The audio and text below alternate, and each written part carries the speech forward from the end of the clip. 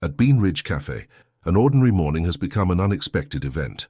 The smell of newly set coffee filled the air, and the slight sound of the keys being typed created an almost comforting pace. But when a man of unusual presence crossed the door, the atmosphere stopped for a brief second. He carried with him an item capable of provoking controversy without even saying a word, a red hat that contrasted with the neutrality of his simple clothes. Have you ever stopped to think about the power of a symbol? How can something seemingly harmless trigger such intense reactions? Sometimes it is not just what we see, but what we interpret. And that day, the man's hat was not just an accessory. He carried stories, divisions, and memories that Lily Summers, the counter barista, couldn't ignore.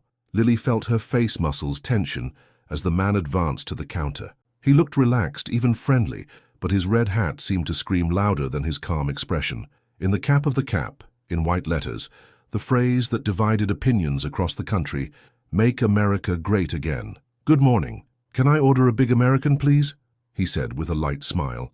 The simple request echoed on Lily's head, as if it were another provocation. She squeezed her fists under the counter, while flashes of protests, heated debates, and sensational headlines invaded her mind. Coffee had a clear policy, treating all customers equally regardless of beliefs or appearance.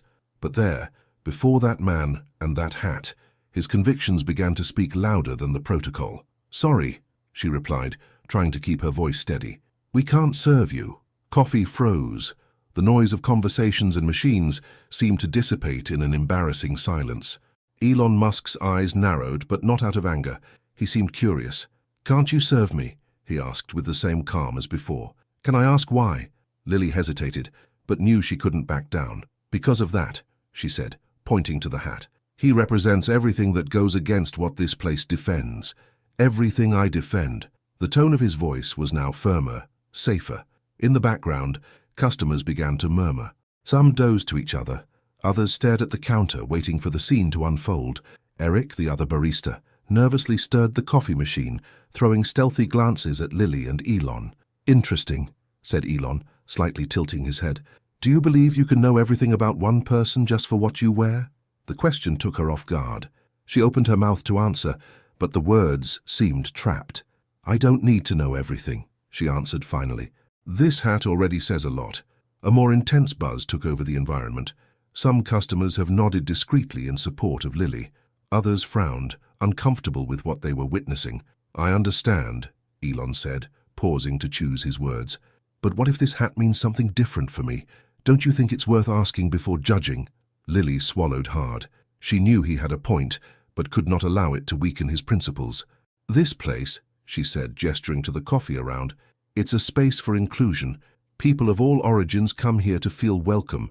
And this hat, it doesn't represent that." Elon took a deep breath and pulled a business card from his pocket, placing it on the counter in front of him. "Maybe you should take a look at that," he said almost casually. Lily took the card, but was not prepared for what she saw. Elon Musk, founder and CEO, Bean Ridge Coffee. The shock traveled his body like lightning. The billionaire tycoon was standing in front of him, and she had just refused to serve him. The color climbed to his face, leaving his cheeks warm and his heart fired. Elon did not smile, did not mock, nor seemed pleased with his reaction. He simply watched her patiently as if he was expecting something. "I would still like that coffee," he said, "if you don't ask too much." The tension in the air was almost palpable. Lily looked at Eric, who now avoided her look, clearly uncomfortable. Behind her, the coffee machine whistle filled the silence. Finally, she decided she had no choice. With his hands shaking, he began to prepare the request. While pouring the hot water into the glass, the whispers around him increased. Some people argued softly about what had just happened. Others discreetly filmed the scene with their cell phones. When he handed the coffee to Elon, he took the glass with polite nod. "Thank you," he said before heading to a table in the corner. He sat down, opened the laptop, and started typing, as if nothing had happened. But Lily knew this was far from over. Without her knowledge, one of the coffee customers had captured the entire video incident. By the time Elon sat down, the video was already being sent to social networks. The words, "Barista refuses to serve Elon Musk for wearing a MAGA hat," soon gained strength. In less than an hour, the video would become viral. Lily had no idea what she was coming. As she tried to get back to work, customers' eyes and whispered made her skin shiver. Elon continued calmly on his table, indifferent to the growing chaos around him. Outside, the morning followed your course. But inside that coffee, something was about to change forever. That night, when Lily came home, her phone was already vibrating incessantly with notifications. She sighed, imagining they were messages from college friends or some group discussion. But when she unlocked the device, she noticed the flood of comments on her social networks. "You are brave. We need more people like you," said a message. "You should be fired. Who do you think is to do this?" it said another. Confused, she started rolling the feed and found the video. The filming clearly showed the moment she refused to serve Elon Musk. The sensational title said, "Barista challenges Elon Musk. Coffee conflict viralizes." Lily felt a cold in her stomach. The number of views already exceeded 500,000, and the comments went from enthusiastic compliments to fierce criticism. She squeezed the phone against her chest and took a deep breath. That was out of control. The next day, she was received by Rick, the manager of Bean Ridge Cafe, with a worried expression. "Lily, we need to talk," he said, waving her to enter her small funds office. Closing the door, Rick sighed and crossed his arms. "You know this went too far, right?" "I had no intention of causing all this turmoil," Lily said, feeling the knot in her throat tighten. I thought I was doing the right thing."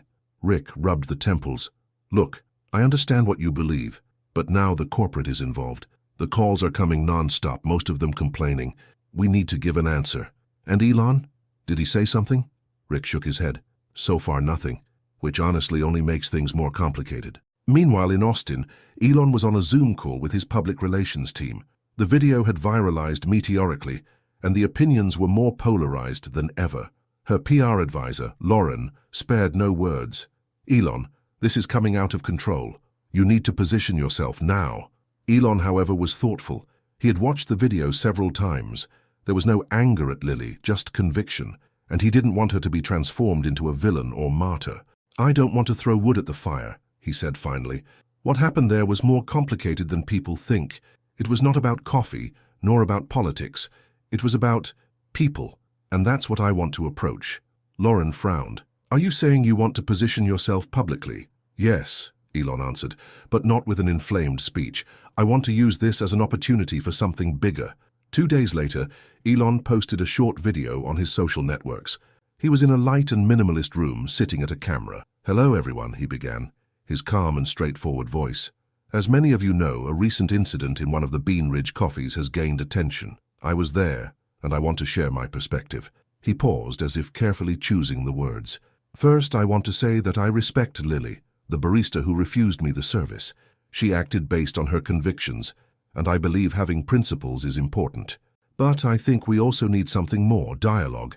We need to listen to each other, even when we disagree deeply." He continued, explaining that the hat he wore meant something very personal to him, freedom of thought and questioning. "I know that for others it can mean something totally different, and that's where the importance of talking comes in." The video ended with a simple but powerful message. Let's talk, not just react. At Bean Ridge Cafe, the video brought a mixture of relief and discomfort. Some clients applauded him by the posture, while others criticized him for not condemning the hat symbolism. Lily watched the video with a heavy heart. Elon's words were sincere, but that did not relieve the pressure he felt. When Rick showed the video to the employees, he said, "It seems that Elon wants it to become an opportunity for reflection, not conflict. Let's support it." But for Lily, the real impact came the next night. An older client who frequented coffee regularly asked to talk to her. "I saw the video," said the woman, putting her cup of tea on the table. "You were brave, but can I say something? Sometimes courage is also stopping and listening. Maybe he was trying to do this all the time." Lily was silent. The idea seemed so simple, but the truth was that she hadn't heard Elon at that moment. She had only reacted. Elon, on the other hand, was planning a next step. He decided to contact Naomi Carter, a social activist known for organizing community forums in Denver. "I want to create a space where people can talk about their differences without fear of being attacked," he said during a call. Naomi was skeptical at first, but Elon's proposal intrigued her. After some meetings, they decided to organize a community forum in Denver, at Bean Ridge Cafe himself. The event would be open to everyone, with one goal: to listen. Forum day arrived, and coffee was more crowded than ever. Lily was nervous. He knew he would need to face the people who had judged her, both positively and negatively. Elon was present, without hat this time and accompanied by Naomi, who would conduct the event. When Lily took the word, she felt the tension in the room. "I made a decision that day I thought it was right," she started. "But what I learned later is that sometimes we are so concerned with defending something we forget to hear the other side. I missed not doing that." The public was attentive. Some nodded in approval, others still looked skeptical. Elon took the word then. He talked about freedom of expression, the importance of understanding the meanings that each person attributes to symbols, and most importantly, about the impact of listening without judging immediately. "We won't solve everything today," he said, ending his speech. "But if we get out of here understanding at least a little more about each other, it will be a breakthrough." The forum was a milestone. For the first time, Lily felt she wasn't alone, and for the first time, Elon realized that there was room for connection, even in the midst of polarization. In the following days, the event was praised for its attempt to create dialogue in a moment so loaded with social tensions. And for Bean Ridge Cafe, that day has become a symbol of the power of conversation and listening. The weeks following the community forum brought a new energy to Bean Ridge Cafe. The space, once just a refuge for coffee lovers, had become a center for something larger: dialogue, understanding, and above all, connection. The initiative created by Elon Musk and Naomi Carter, now called Bridges in Bean Ridge, began to gain national force. At first, they were modest meetings, with few people willing to expose and talk about their experiences and opinions. However, as the program grew, more and more cafes on the network adhered to the idea. Photos of the meetings filled the walls of the stores, chair circles, various voices and shared stories. For Lily, the impact was personal. She had been promoted to the coffee manager, a decision that took many by surprise after the incident with Elon. But Rick, her previous manager, believed her experience and her willingness to learn made her the right person to lead the change. "You were part of the problem, but you are also becoming part of the solution," Rick told her an afternoon while delivering the coffee keys. "Believe me, this is rarer than it seems." Meanwhile, Elon dedicated part of his crowded schedule to accompany the fruits of the project. Meetings with Naomi and Lily became a constant, and he closely followed the progress of forums in other cities. "I didn't think this would get so fast," he said, at a meeting with Naomi and Lily while discussing ideas for the project's future. "Because you have underestimated how gunned people are heard," said Naomi. "We are all so busy shouting with each other that we forget simply stop and listen." Lily, who was moving in a folder full of customer feedback, looked at them. "But also because it's hard," she said thoughtfully. "No one likes to be challenged. I think we only accept this because we start to see the value." The impact of Bridges in Bean Ridge began to be noticed outside the coffees. Universities invited Elon and Naomi to lectures, companies sought advice on how to adopt dialogue practices, and community leaders began to replicate forums in their own regions. One day, Lily received an email that left her speechless. It was from a college student named Erin, who had participated in the first forum in Denver. "Hi Lily," said the email. "I just wanted to say that day changed something in me. I was so stuck in the idea of being right, of protecting my values, which I realized I had never given the chance for someone to show me the other side.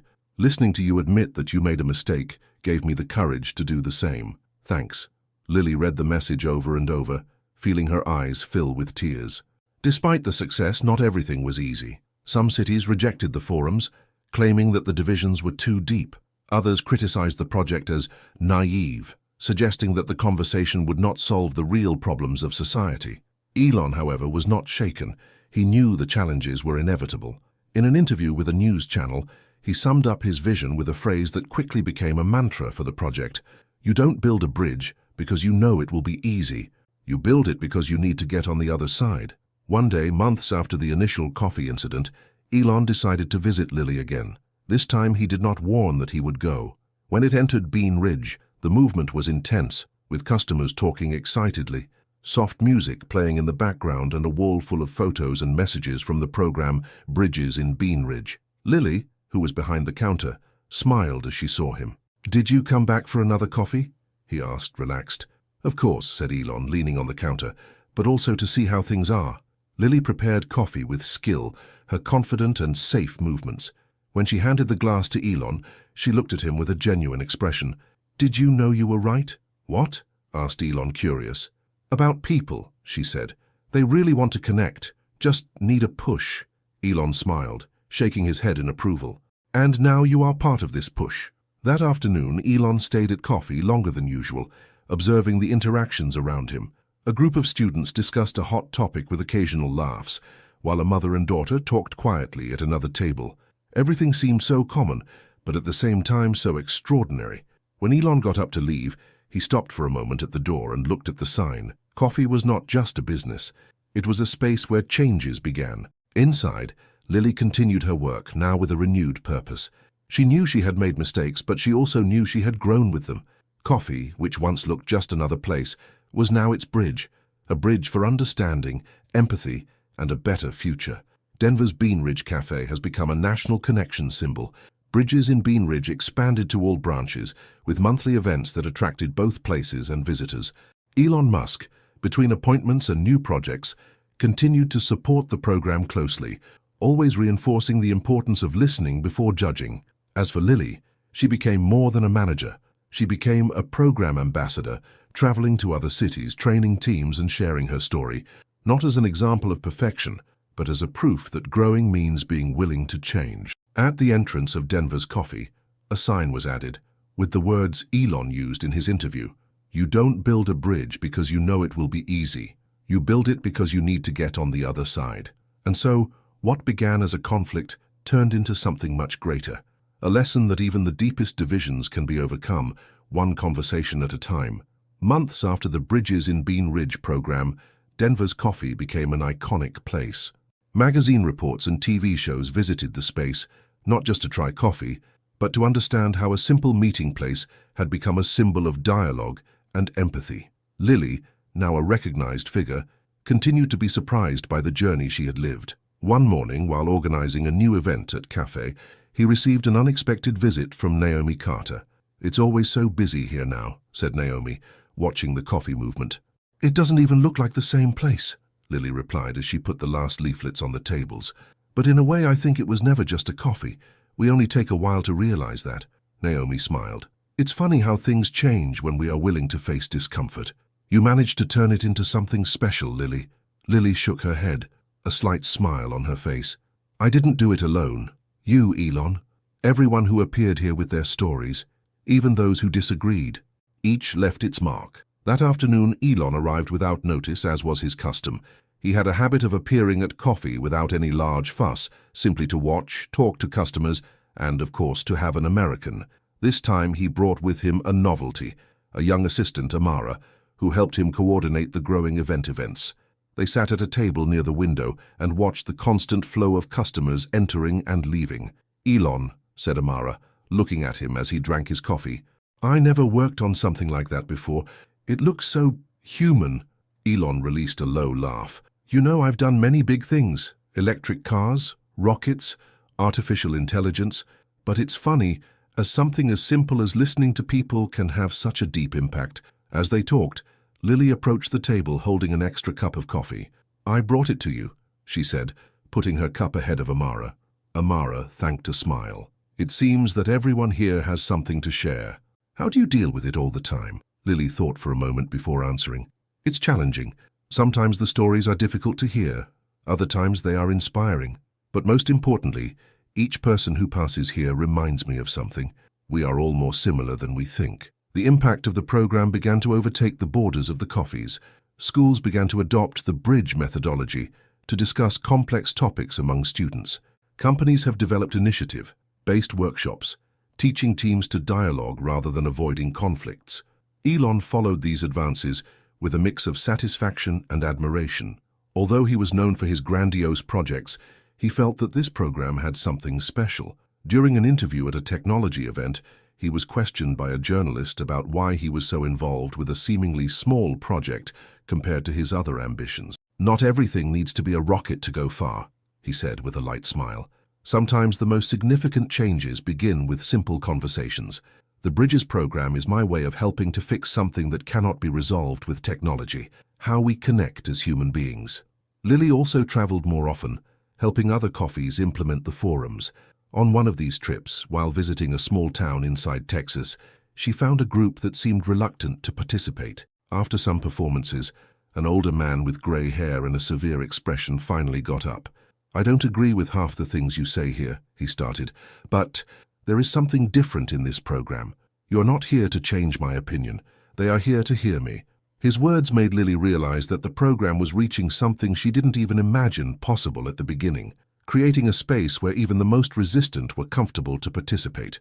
On the birthday of the initial incident at Denver Cafe, the place organized a special celebration. Old and new customers gathered to reflect on the impact of the program. Pictures of the forums covered the walls, along with hand-written messages by participants from all over the country. Elon, Lily, Naomi, and even Rick were present. During the event, Lily was invited to make a brief speech. She climbed on a small makeshift platform with slightly trembling hands. "A year ago, I was so stuck in my beliefs that I couldn't see beyond them," she began. "Today, I realized that I never had to give up what I believe, but I had to learn to listen, and that changed everything." The applause was warm, and Lily looked at Elon, who stared at her with a proud smile. When the event ended, Elon stayed until the last moment, watching the coffee sign, now illuminated by the soft light of the night. Lily approached and stayed beside him. "Are you satisfied with what we created here?" she asked. "More than you think," said Elon. "And best of all is that this is just the beginning. Over time, Bridges in Bean Ridge is no longer just a cafe's program to become a national movement, showing that even in times of division, people could still come together, one conversation at a time."